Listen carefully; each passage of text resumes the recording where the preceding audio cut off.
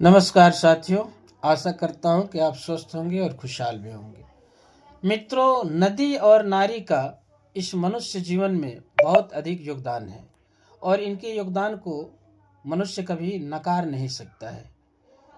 मैं ये बातें इसलिए कह रहा हूँ कि नदी जैसे अनवरत बहते हुए, प्रवाहित होते हुए संपूर्ण जीवों का कल्याण करती है, उनकी प्यास बुझाती है, उनकी तृप्ति करती है या अन्य जल से संबंधित सभी जरूरतों को पूरा करती है, वैसे ही नारी का जीवन भी होता है।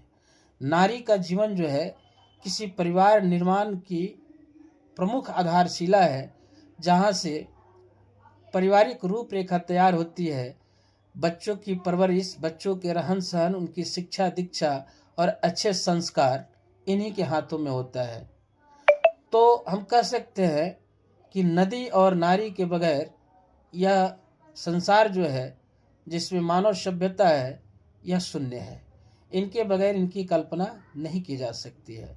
लेकिन दुर्भाग्य की बात यह है कि आज के समय में इन दोनों का अस्तित्व संकटों से जूझ रहा है और नदी और नारी का अस्तित्व अगर संकट से जूझे तो ये मनुष्य की बेहतर के लिए बिल्कुल जो है नकारात्मक है, क्योंकि इनका अस्तित्व जब बना रहेगा, ये संरक्षित रहेंगे, ये सुरक्षित रहेंगे, तभी मनुष्य बेहतर से बेहतरीन की तरफ जा सकता है।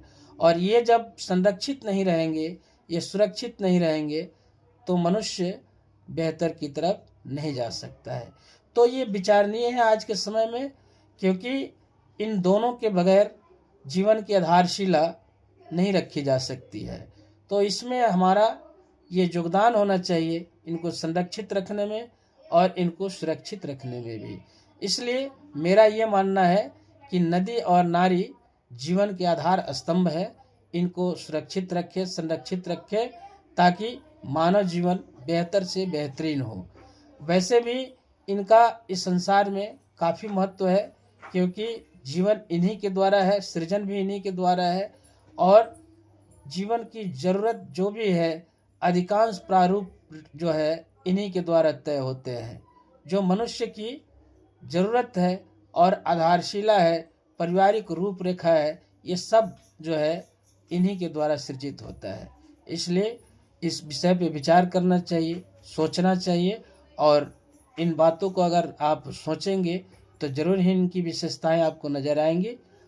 तो मेरी बातों को अगर आप समझ रहे हैं तो आशा करता हूँ ज़रूर ही इस पे विचार करेंगे और इन्हें ज़रूर ही अपने जीवन की आधारशिला समझेंगे।